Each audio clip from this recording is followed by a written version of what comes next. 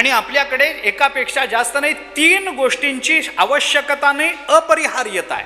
कर्माची अपरिहार्यता आहे, ज्ञानाची अपरिहार्यता आहे, भक्तीची अपरिहार्यता आहे. जीवाचं हे स्वरूप आहे, लक्षात घ्या आपण. म्हणून एका वाक्यामध्ये जीवाची जर व्याख्या करायची झाली तर मी अशी करेन: कर्माची अगतिकता, ज्ञानाची गरज आणि भक्ती हा ज्याचा स्वभाव आहे त्याला जीव असं म्हणतात. एका वाक्यात मी जीवाची व्याख्या करतो.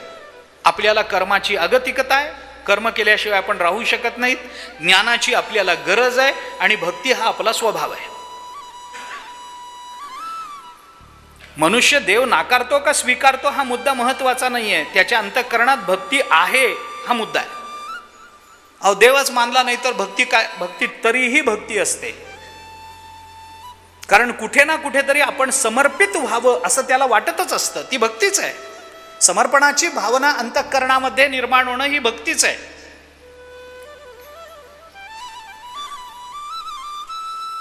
कुठेतरी आपण समर्पण व्हावं, कुठेतरी आपल्या मनातलं बोलावं, कुठेतरी आपला नमस्कार करावा असं त्याला वाटतच असतं. आमचे आजोबा म्हणायचे, काही जण देवळातल्या देवाकडे जातात तर काही जण घरातल्या देवीकडे जातात, पण घालीन लोटांगण वंदीन चरण हे कुठं ना कुठेतरी त्याला करावं लागत असतं. कुठे ना कुठेतरी अपरिहार्य आहे, कारण भावना आहे, त्याच्याशिवाय नाही शक्य ते.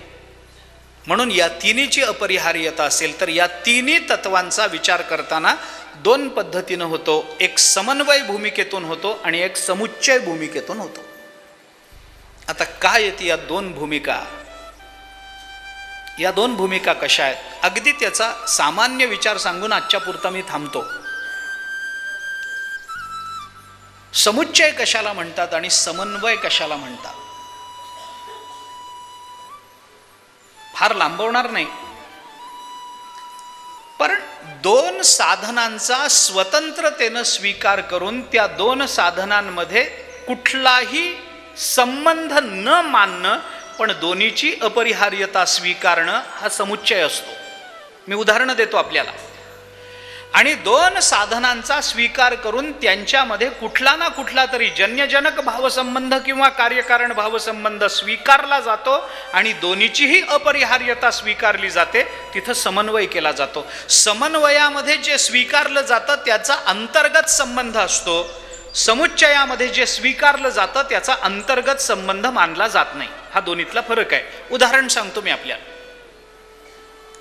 अगदी सोपी उदाहरणं सांगतो. समुच्चयाकरता आपण पहा, समुच्चयामध्ये काय आहे? 2 साधनं स्वीकारली गेली पण त्याचा अंतर्गत संबंध नाहीये तरी दोन्हीची अपरिहार्यता आहे. उदाहरण सांगतो मी आपल्याला. रेल्वे जी धावते ती कशावर धावते? रुळावर धावते. किती रुळ असतात? 2. आता या 2 रुळांवर जी रेल्वे धावते ते 2 रुळ पुढे चालून कुठे एकत्रित येतात? पुढे हे रुळ कुठेतरी एकमेकांना भेटावेत ना, भेटत नाहीत. ते समांतर असतात, एकमेकांना भेटत नाहीत, तरी दोन्हीची आवश्यकता आहे. एका रुळावर रेल्वे धावू शकत नाही. दोन्हीचीही आवश्यकता आहे तरी दोघांचा आपापतः कुठलाही संबंध येत नाही. म्हणून रेल्वेच्या रुळाप्रमाणे साधन स्वीकारणं हा समुच्चयवाद होतो. ज्ञान ज्ञानाच्या जागी आहे, कर्म कर्माच्या जागी आहे. माणसाला कर्मही पाहिजे, माणसाला ज्ञानही पाहिजे, पण कर्म ज्ञानाचा काहीही संबंध नाही असं मानणारी एक वैचारिक परंपरा आपल्याकडे दिसून येते. ती समुच्चयवादी म्हणवली जाते. त्याला समुच्चय म्हणतात. दोन्ही साधनांचा स्वीकार आहे, दोन्ही साधनांची अपरिहार्यता आहे, पण दोन्ही साधनांचा अंतर्गत संबंध नाही, तो समुच्चयवाद आहे. आणि समन्वयामध्ये दोन्ही साधनांचा स्वीकार आहे, दोन्ही साधनांची अपरिहार्यता आहे, पण दोन्हीमध्ये अंतरंग संबंध आहे. कार्यकारण संबंध असेल, जन्यजनक भावसंबंध कुठला का असेना पण संबंध असेल, साध्य साधन भावसंबंध असेल पण आहे. याच्याकरता उदाहरण देतो आपल्याला. आपण जिना चढून जातो. जिन्याला 10 पायऱ्या आहेत. आपण एकदम 10व्या पायरीवर पाऊल नाही ठेवू शकत. मग आपण काय करतो, पहिल्या पायरीवर, नंतर दुसऱ्या, मग तिसऱ्या, मग चौथ्या, असं करत करत करत 10व्या पायरीवर जातो, मग वरच्या मजल्यावर पोचतो. हा जिना आपण डोळ्यासमोर ठेवा, तोच समन्वयवाद आहे. जिन्यामध्ये काय आहे, मागची पायरी हे पुढच्या पायरीचं साधन आहे आणि पुढची पायरी हे मागच्या पायरीचं साध्य आहे. साध्य साधन भाव झाला सिद्ध. आम्हाला एकदम पुढच्या पायरीवर जाता येत नाही. बर, मागची पायरी नसेल तर पुढच्या पायरीवर जाता येईल का? येणार नाही. पुढची पायरी नसेल तर मागच्या पायरीचा काही उपयोग आहे का? काही उपयोग नाही. मग असं जर असेल तर त्या दोघांची अपरिहार्यता मानावी लागेल की नाही? अपरिहार्यता मानावी लागेल. ही अपरिहार्यता दोन्ही साधनांची मानून त्या दोघांमध्येही साध्य साधन भाव आपण ज्या वेळेला स्वीकारतो त्यावेळेला त्याला समन्वयवाद असं म्हणतात. कर्म आणि ज्ञान याचा विचार करताना कर्मानं होणारी अंतःकरण शुद्धी ही ज्ञानाकरता आम्हाला उपयुक्त ठरणार आहे म्हणून कर्म केलं पाहिजे. याच्यामध्ये कर्म हे ज्ञानाचं साधन होतं. त्यामुळे कर्म आणि ज्ञान दोन्ही स्वीकारायचे आहेत, परंतु दोन्हीमध्ये साध्य साधन भाव संबंध स्वीकारायचा आहे. हा समन्वयवाद झाला. हा समन्वय झाला. समन्वय आणि समुच्चय याच्यामध्ये अंतर आहे. ज्ञानेश्वर महाराजांनी समन्वयवादाचा स्वीकार केला. गीता भाष्यामध्ये जगद्गुरु शंकराचार्यांनी समन्वयवादाचा स्वीकार केला.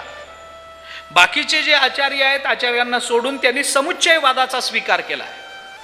त्यांच्यामध्ये काय मतभेद आहेत किंवा हा आपला मुख्य मुद्दा नाही आहे, पण या दोन्ही विचार परंपरा आपल्याकडे प्रवाहित आहेत हे लक्षात घ्या. या दोन्ही विचार परंपरा आहेत आणि त्या दोन्ही प्रवाहित आहेत. कुणाला वाटतं कर्माचा ज्ञानाचा काही संबंध नाही आहे पण तरी दोन्ही आवश्यक आहे. कुणाला वाटतं दोन्ही आवश्यक आहेच आहे पण कर्म करत राहिलो तरच ज्ञानाचा अधिकार आपल्याला प्राप्त होईल. म्हणून कर्म हे ज्ञानाच्या अधिकार सिद्धीचं साधन म्हणून स्वीकारलं जातं आणि ज्ञान हा निष्काम कर्माचरणाचा परिणाम म्हणून, अधिकार सिद्ध परिणाम म्हणून विचारात घ्यावा लागतो. आम्हाला ज्या गोष्टींचा विचार करायचा आहे त्याच्यात कर्मयोगाचा विशेषत्वाने विचार करायचा असेल तर नुसत्या कर्मयोगाचा विचार करता येत नाही. भक्तीला धरूनच कर्माचा विचार करावा लागतो. ज्ञानाला धरूनच भक्ती कर्माचा विचार आपल्याला करावा लागतो. नुसतं कर्म सांगत गेलो असं होत नाही. त्यामुळे केले कर्म झाले तेच भोगा आले, उपजले मेले ऐसे किती असं जेव्हा म्हटलं जातं तेव्हा ते कर्म कोणतं, कर्म या शब्दाचा अर्थ काय, कर्म का करावं लागतं याचा विचार थोडासा आत्ता आपण करून आलो. पण कर्माचा सगळ्यात मोठी कर्माची अडचण ही आहे की माणूस जेव्हा कर्म करतो तेव्हा त्या कर्माची फलं त्याला अपरिहार्यतेने भोगावी लागतात. हा कर्माचा पहिला सिद्धांत आहे. हे लक्षात घ्या. केले कर्म झाले तेची भोग आले याच्यातली सूक्ष्मता नंतर, पण कर्म केल्यानंतर त्याचा परिणाम आपल्याला भोगावाच लागतो. कारण का? कारण कर्माचा नियमच तसा आहे. आम्हाला त्यात बदल नाही करता येत. मी जिथून सुरू केलं होतं तिथे थांबतो आत्ता. आम्हाला त्यात बदल नाही करता येत. मी कर्म करीन पण फल भोगणार नाही असं होत नाही. माझ्याकडून जर कर्म झालं असेल, माझी इच्छा आहे का नाही याचा विचार करण्याचं कारण नाही. मला भोगावं लागेल हे लक्षात घेतलं पाहिजे. का? कारण मनुष्य ज्या क्षणी कर्म करतो, ज्या क्षणी त्याच्याकडून कर्म घडतं त्या क्षणी तो करता कर्मफलाशी बांधला जात असतो. कर्म करेपर्यंत कदाचित आम्ही स्वतंत्र असू. कर्म करायचं न करायचं आम्ही ठरवू शकू. आम्ही स्वतंत्र असू. कर्म करायचं की न करायचं आम्हाला ठरवता येईल. जुगार खेळायचा की न खेळायचा आम्हाला ठरवता येईल. पण आम्ही जर खेळत असू तर आम्हाला पाप लागणार आहे हे नक्की आहे. आम्ही व्यसन करायचं की न करायचं आम्ही स्वतंत्र आहोत. पण जर आम्ही केलं तर आम्हाला भोगावे लागेल परिणाम हे मात्र नक्की आहे. नाही मी दारू पितो पण फल भोगत नाही असं होत नाही. असं होत नाही. मी दान करतो पण पुण्याचं पुण्य नको असं होत नाही. असं होत नाही. कर्म चांगलं का वाईट हा नंतरचा प्रश्न आहे. वैकुंठवासी प्रातस्मरणीय गुरुवर्य मामासाहेब दांडेकरांची ज्ञानेश्वरी आहे, सार्थ ज्ञानेश्वरी. आपण बहुतेकांनी ती पाहिलेली आहे. त्याच्या सुरुवातीला एक प्रस्तावना आहे, खूप विस्तारानं ती प्रस्तावना मामांनी मांडली आहे. त्याच्यामध्ये एक फार चांगला मुद्दा त्याने मांडला आहे, तेवढा सांगतो. मानवी जीवनाचा विचार करताना जे नियम मनुष्य स्वीकारतो त्याच्यामध्ये 4 प्रकार असतात. काही नियम माणसाला करताही येतात आणि मोडताही येतात. काही नियम माणसाला करता येतात पण मोडता येत नाहीत. काही नियम माणसाला करता येत नाहीत पण मोडता येतात. आणि काही नियम करताही येत नाहीत आणि मोडताही येत नाही. ओके, सामान्य उदाहरणं देत जातो. काही नियम आपल्याला करताही येतात आणि मोडताही येतात. उदाहरण 31 डिसेंबरचे नियम करताही येतात आणि 1 जानेवारीला सकाळी लगेच शाबास मोडताही येतात. आता हे नियम आपण करतोही मोडतोय, त्याच्याकरता प्रवचन करण्याची गरज नाही आहे. काही नियम असे असतात की ते माणसाला करता येतात पण मोडता येत नाहीत. भारतीय संविधान, वकील साहेब, आपलं संविधान, आपला कायदा केला की नाही? केला. मोठ्या लोकांनी केला, महामानवांनी केला, विद्वानांनी केला, हे सगळं खरंय. आपल्यापैकीच लोकांनी केला, या देशाकरता केला, मग आपणच केलाय. मोडायला काय हरकत आहे? म्हणून मोडता येतो का? नाही मोडता येत. नाही तर तुरुंगात जावं लागतं, फाशी जावं लागतं, दंड होतो, त्याचा शिक्षा होते त्याची. करता आला कायदा. रस्त्याच्या डाव्या बाजूनी चालावं, कायदा आहे आपल्या देशाचा. चोरी करू नये, आपल्या देशाचा कायदा आहे. सगळ्या देशामध्ये डाव्याच बाजूनी चालावं असा कायदा नाही आहे. बहुतेक देशामध्ये उजव्या बाजूनी वाहनं जातात. म्हणून त्यांचा कायदा आम्हाला आपल्या देशात लावता नाही ना येणार. कोणी जर म्हणालं का बाबा डाव्याच बाजूने चावा, मी एकटा उजव्या बाजूने वाहन नेतो, ने यद्गत्वा न निवर्तन्ते, तिकडच जा, काही म्हणणं नाही आमचं. एकटा जाईन, एकट्यालाच जावं लागतं, चालत नाही. कायदा केला, नियम आम्हीच केले, या देशाकरता केले, आम्हाला मोडता येत नाही. काही नियम आम्ही करत नाही पण आम्हाला मोडता येतात. ऋतू आहेत आपल्याकडे, हिवाळा, पावसाळा, उन्हाळा, एकानंतर एक येतात. उन्हाळा संपला, हिवाळा येतो, पावसाळा संपला, उन्हाळा येतो. हे सगळे ठरलेले आहेत. ऋतू आपले बदलत जातात, त्या नियमानुसार होत जातं.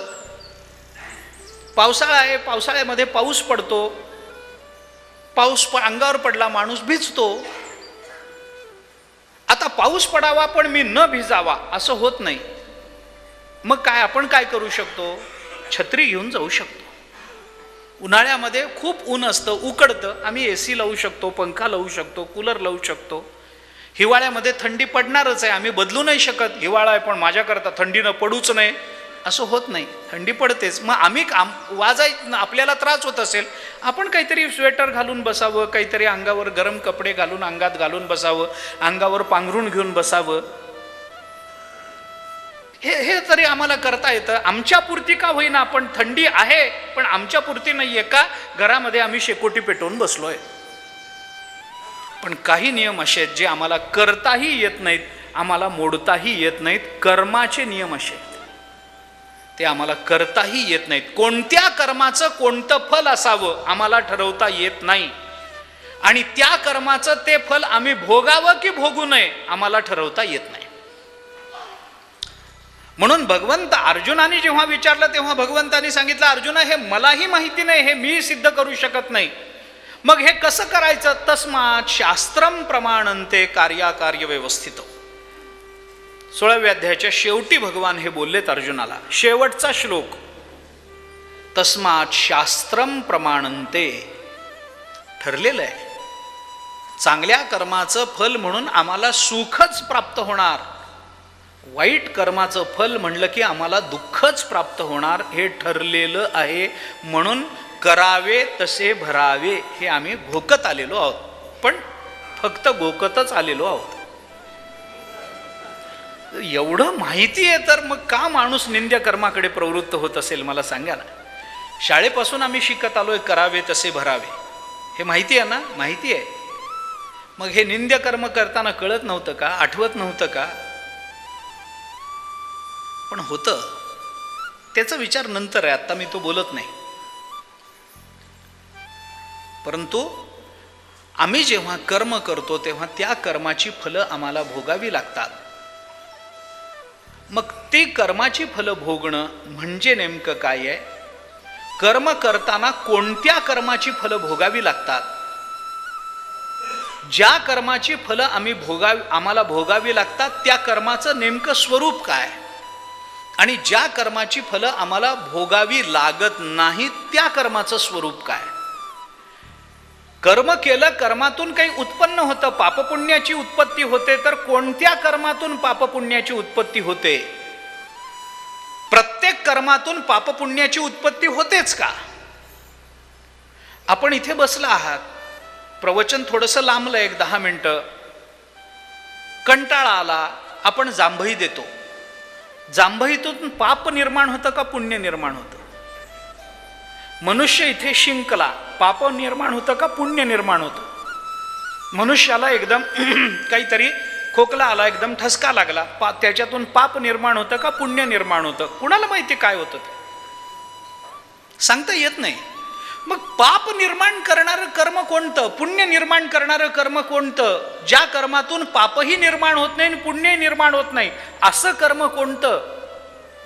याचा काही विचार आपल्याला त्या संबंधामध्ये करावा लागेल. म्हणून कर्माचं एक शास्त्र आहे, कर्मयोग ज्याला म्हटला जातो, तो भगवद्गीतेने फार मोठ्या प्रमाणामध्ये आपल्या समोर मांडलेला आहे. जवळजवळ सगळी गीता ज्ञानानं मुक्त होण्याचा उपदेश जरी करत असली तरी गीतेने मांडला आहे, तो मुख्य मांडला, तो कर्मयोगच मांडलेला आहे. हे थोडंसं लक्षात घेतलं पाहिजे. म्हणून तर लोकमान्य टिळकांना गीता रहस्याची प्रेरणा का निर्माण झाली? का गीता रहस्यासारखा अद्वितीय ग्रंथ या जगतामध्ये प्रकट झाला? त्याला काही कारण असेल ना. त्या कर्मयोगाचं थोडंसं स्वरूप